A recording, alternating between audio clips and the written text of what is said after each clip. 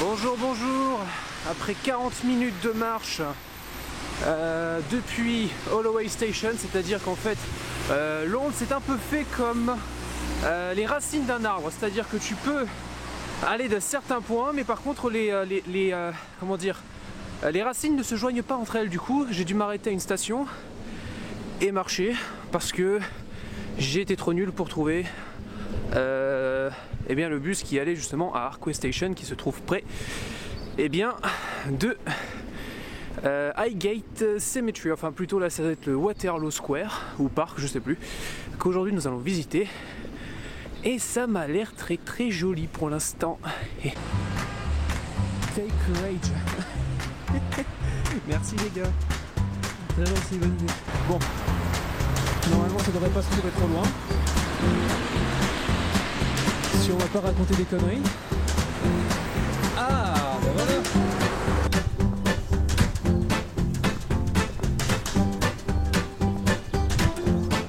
Alors si je ne m'abuse, le cimetière va être par ici.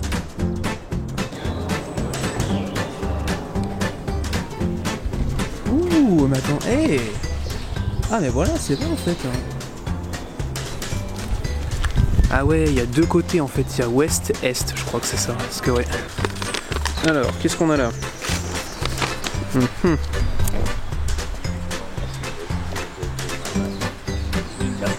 Ouais, évidemment on voit rien.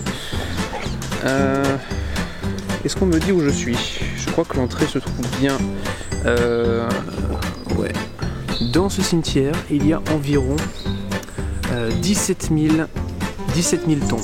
17 000 tombes, et il y a une histoire, bon pas particulière, mais une histoire avec ce cimetière, c'est que à l'origine il a été ouvert, alors je sais plus exactement en 1864 ou 67, ou peut-être que je me trompe totalement, mais j'ai oublié. Et à la base, il appartenait à une société privée hein, qui gérait l'endroit, et finalement ils se sont rendus compte qu'au bout d'un moment ça ne leur était plus vraiment très rentable, hein, comme par hasard encore une question de rentabilité, et finalement ils ont décidé d'abandonner le cimetière, de le laisser à l'abandon. Et en le laissant à l'abandon finalement, eh ben, comme c'est marqué, la nature a repris ses droits, et c'est pour ça que justement on peut voir énormément de tombes très vertes.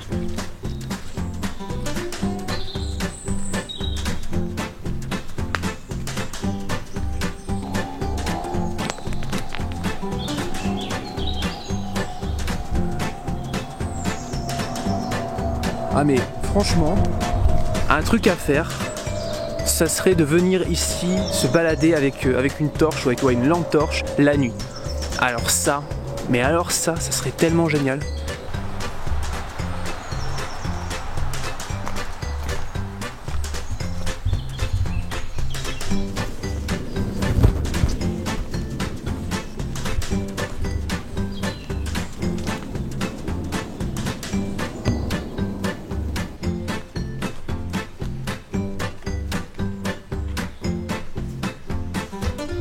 Vous savez quoi, au lieu de passer devant simplement les tombes comme un débile, je pense que je vais quand même regarder la carte qu'on m'a donnée pour savoir qui je peux trouver. Bon, bah, en majorité, hein, je pense pas que ce soit des gens qu'on connaisse vraiment beaucoup. Bon, d'après ce que j'ai pu voir sur internet, toutes les tombes qu'il y a, c'est surtout voilà, des philosophes, des mathématiciens, des ingénieurs, enfin voilà, très, très connus. Même, il y a même quelques soldats, mais sinon, c'est pas des gens vraiment, si je vous dis le nom, ça va pas vous dire grand chose.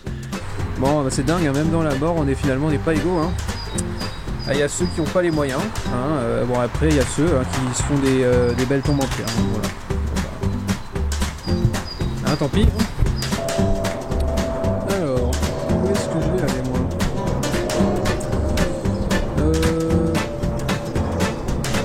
C'est pas ce long chemin. Allez, on va aller là-bas.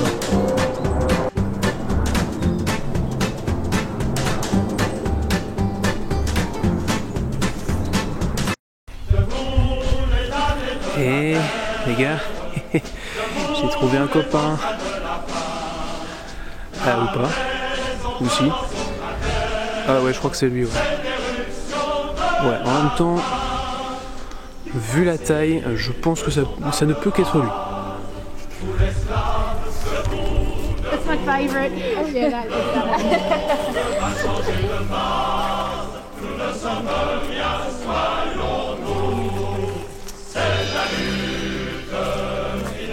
Ah ouais, non, on a définitivement pas la même barbe, ça. Ah, ça, je me prends une temps que je suis censé attendre pour avoir une barbe pareille.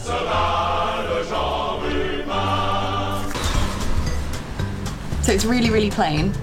Oh yeah, okay. Maybe I think I have seen it because there was a lot of pen. Yeah. So yeah. Okay. I think I will find it. Okay. Thank you. Thank you. Bon, finalement, je vais pas tout de suite aller du côté ouest parce que j'ai envie de trouver la tombe de Adams. Donc voilà, son nom c'est Adams. Donc c'est ça, le guide du voyageur intergalactique. Je crois que c'est ça. Et apparemment c'est une petite tombe avec plein de petits stylos dessus. Ouais, je crois que je l'ai trouvé. Ah ouais, elle est vraiment toute petite.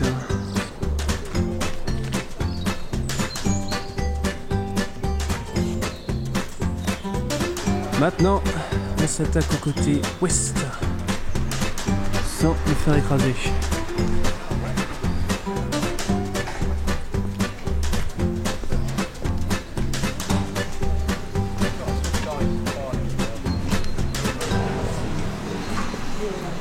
Attention, en raison d'un droit à l'image, je n'ai pas eu l'autorisation de filmer cette partie du cimetière. Les images qui vont suivre vont être un enchaînement de photos que j'ai prises, accompagné de mes commentaires les plus intéressants. Bien le bonjour, chers amis, et bienvenue dans cette visite éducative. Ouais, non, je pense que ce ton m'ira absolument pas. Enfin bon, peu importe, voilà. Déjà, je m'attendais absolument pas à devoir faire cet exercice, mais bon, peu importe. Et j'aimerais commencer tout d'abord par ces putains de murs. Non, mais est-ce que vous avez vu la taille et la robustesse de ces murs, de ces barrières plutôt. Et regardez-moi ces pics. Non mais la guide m'a dit justement que c'était pour éviter l'intrusion de personnes à l'intérieur du cimetière la nuit, parce qu'il y a des gens qui voudraient venir déterrer des cadavres. Bon, je sais que ça se fait. Et bordel, vous avez vu, on dirait un camp militaire. Là, il y a strictement personne qui peut passer. Ou alors, c'est qu'ils sont vraiment un peu suicidaires quand même. Et c'est donc aux côtés d'une guide que j'ai visité la partie ouest de Highgate. Et c'était véritablement un exercice particulier pour moi. Hein. D'une part, parce que je parle anglais, mais mon anglais n'est pas parfait. Et d'autre part, parce que c'est une écossaise pure souche, du coup son accent a été quelque peu problématique. Mais j'ai vraiment essayé de comprendre en profondeur, vraiment en détail ce qu'elle essayait de me dire, et je crois que j'ai compris qu'il y avait vraiment des histoires très intéressantes à propos de chaque tombe. On va commencer par celle-ci. Alors celle-ci est un témoignage de l'influence gothique à l'époque victorienne. À l'époque victorienne, les Britanniques étaient vraiment très férus de cette influence gothique. Et pour la guide, apparemment, cette tombe en est l'un des exemples les plus frappants. Ah, concernant celle-ci, il y a vraiment un truc vraiment très particulier, c'est que d'après ce que j'ai compris, d'après ce que la guide a dit, il était très commun, encore à l'époque victorienne, de creuser des tombes très profondes. Et dans celle-ci, il n'y a qu'une seule personne, mais de creuser des tombes très profondes et en fait d'enterrer les personnes une par une. C'est-à-dire qu'il y avait des niveaux. Et chaque tombe pouvait contenir jusqu'à une dizaine de personnes. J'ai trouvé ce truc complètement fou, mais très intéressant. Ah, celle-ci aussi est particulière, elle contient l'un des généraux du duc de Wellington. Et si vous ne savez pas qui est le duc de Wellington, eh bien je vous invite à aller faire un petit tour sur internet, ça sera très rapide. A l'époque, si vous vouliez une petite concession, il vous fallait débourser environ 20 pounds. Pour les 20 pounds de l'époque, pas ceux d'aujourd'hui. Donc quand même une petite différence. Mais si vous vouliez quelque chose d'un peu plus conséquent, il fallait débourser plus. Et celle-ci fait partie des tombes les plus chères du cimetière. Et en revanche, si vous vous demandez pourquoi il y a des sortes de vitres vertes qui ont l'air à peu près par balle ou je sais pas quoi, eh bien, je n'ai pas réussi à le comprendre. Merci la guide. Concernant celle-ci, pas d'explication extrêmement longue, il s'agit tout simplement de la première tombe du cimetière de Highgate. Et voici ma partie préférée, celle avec l'influence égyptienne. Vous pouvez voir justement avec les colonnes, c'est l'entrée des morts. Et à l'époque où ça a été érigé, c'était à l'époque victorienne et ça a fait un véritable tollé. À chaque fois que les gens venaient dans le cimetière, ils se disaient mais qu'est-ce que c'est que cette horreur? J'ai été très attiré par le style robuste, fort et avec spécialement les poignées que j'ai voulu à un moment voir de plus près jusqu'à ce que la guide me dise que cela représentait des énormes migales. J'adore cette guide. Ce qui est génial dans cet endroit, c'est que peu importe le chemin que vous prendrez, vous serez toujours surpris. Que ce soit du côté historique ou architectural, il y aura toujours quelque chose pour vous surprendre. Et moi, ce qui m'a surpris, c'est que pour l'époque, voilà, cette tombe renferme, peu importe ce que vous voulez, de lesbiennes. Et pour l'époque victorienne, ça a été un scandale beaucoup plus important que ce que j'ai pu voir avant, voilà le style égyptien. Voilà ça, pour la bonne société victorienne, bien dans ses mœurs, bien conservatrice, c'était quelque chose de véritablement inacceptable. Et je vous rappelle que jusqu'à très récemment, on considérait l'homosexualité comme une maladie. Alors c'est dire le chemin qui a été parcouru. Tout en continuant mon chemin à travers la boue, le froid et le vent qui me procuraient une joie immense, comme on peut le voir sur cette photo, j'ai découvert encore une autre petite histoire qui m'a beaucoup plu, et notamment l'histoire de Julius Beer qui, eh bien, pour l'époque, était un homme qui était assez riche et il a eu justement une petite fille dont il était véritablement épris. Il adorait sa fille plus que tout au monde et malheureusement cet enfant lui a été retiré à l'âge de 4 ans. Sa fille est morte et il ne s'en est absolument pas remis et il a décidé de lui construire un véritable mausolée. Et pour l'époque, il a dépensé plus de 5000 pounds. 5000 pounds de l'époque correspond à environ des millions de pounds d'aujourd'hui, ce qui est véritablement considérable. Et il y a encore un mystère qui plane sur le lieu de la mort de cet homme, parce que cet homme est mort avant la fin de la construction justement de ce mausolée. Du coup, on ne sait pas si justement son corps se trouve à l'intérieur. Et pour cristalliser l'amour qu'il avait pour sa fille, il a construit une sculpture à l'intérieur du mausolée qui représente un ange qui est en train d'étreindre justement sa fille. Quand je vous dis qu'il y a des histoires particulières à chaque tombe, à chaque coin, voilà, par exemple, encore quelques-unes. Par exemple, pour celle-ci, bon, s'il te plaît, évidemment, il n'y a pas un putain de cheval dedans, mais c'est un type qui était tellement passionné par son cheval qu'il lui a fait une tombe, une putain de tombe pour un cheval. Il y a pareil pour un type qui était passionné par d'un lion. Enfin, voilà, c'est un truc de fou. Il y a de la place pour tout le monde. Voilà, par exemple, il y a le grand Michael Faraday, le grand scientifique Michael Faraday, qui est pratiquement aussi grand que Albert Einstein lui-même.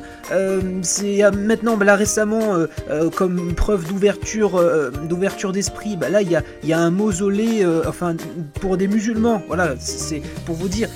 Même encore aujourd'hui, ce cimetière, par des volontaires, par des bénévoles, est en perpétuelle évolution et c'est véritablement magnifique. J'ai été marqué par ce cimetière, je vous conseille d'aller le visiter. C'est un endroit très joli, très vivant, même si c'est un cimetière, allez le visiter. Bon et bien les amis, moi je pense que j'en ai environ à peu près assez.